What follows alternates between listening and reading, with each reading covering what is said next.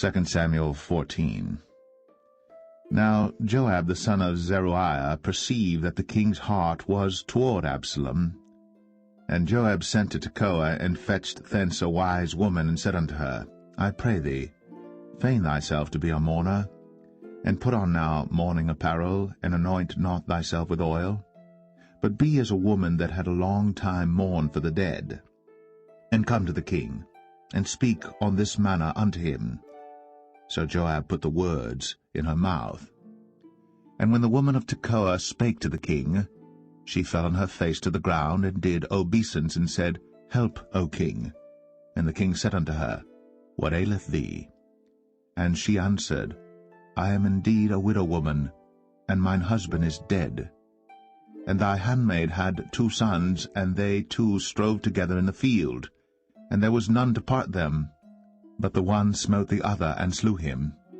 And behold, the whole family is risen against thine handmaid. And they said, Deliver him that smote his brother, that we may kill him for the life of his brother whom he slew. And we will destroy the heir also. And so they shall quench my coal which is left, and shall not leave to my husband neither name nor remainder upon the earth.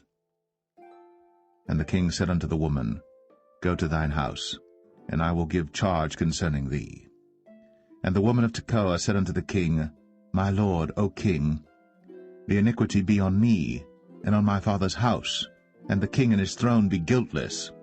And the king said, Whosoever saith aught unto thee, bring him to me, and he shall not touch thee any more.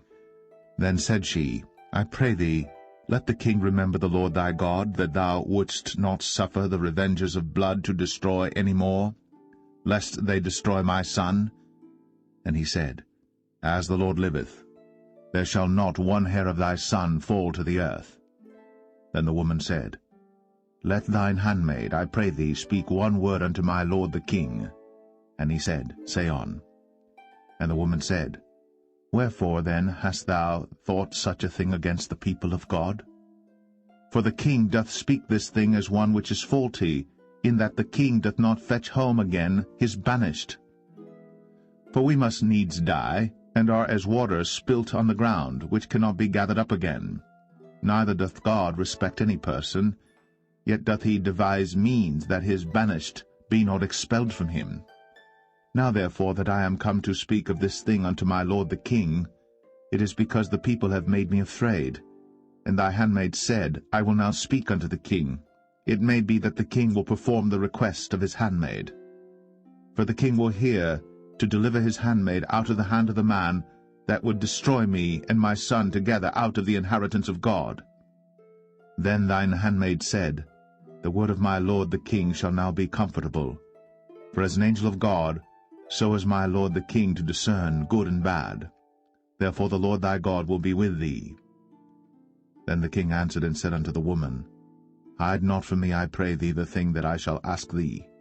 And the woman said, Let my lord the king now speak. And the king said, Is not the hand of Joab with thee in all this?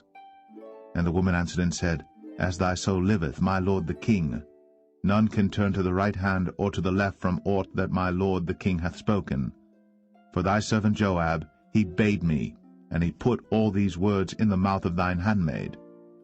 To fetch about this form of speech hath thy servant Joab done this thing.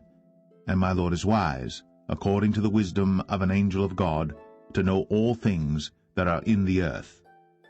And the king said unto Joab, Behold now, I have done this thing. Go therefore, bring the young man Absalom again. And Joab fell to the ground on his face, and bowed himself, and thanked the king. And Joab said, Today thy servant knoweth that I have found grace in thy sight, my lord, O king, in that the king hath fulfilled the request of his servant. So Joab arose and went to Geshur, and brought Absalom to Jerusalem. And the king said, Let him turn to his own house, and let him not see my face. So Absalom returned to his own house, and saw not the king's face. But in all Israel there was none to be so much praised as Absalom for his beauty. From the sole of his foot even to the crown of his head, there was no blemish in him. And when he polled his head, for it was at every year's end that he polled it, because the hair was heavy on him, therefore he polled it, he weighed the hair of his head at 200 shekels after the king's weight. And unto Absalom there were born 3 sons, and 1 daughter, whose name was Tamar. She was a woman of a fair countenance. So Absalom dwelt 2 full years in Jerusalem, and saw not the king's face. Therefore Absalom sent for Joab to have sent him to the king, but he would not come to him. And when he sent again the 2nd time, he would not come. Therefore he said unto his servants, See, Joab's field is near mine, and he hath barley there. Go and set it on fire. And Absalom's servants set the field on fire. Then Joab arose, and came to Absalom unto his house, and said unto him, Wherefore have thy servants set my field on fire? And Absalom answered Joab, Behold, I sent unto thee, saying, Come hither, that I may send thee to the king, to say, Wherefore am I come from Geshur? It had been good for me to have been there still. Now therefore let me see the king's face, and if there be any iniquity in me, let him kill me. So Joab came to the king, and told him. And when he had called for Absalom, he came to the king, and bowed himself on his face to the ground before the king. And the king kissed Absalom.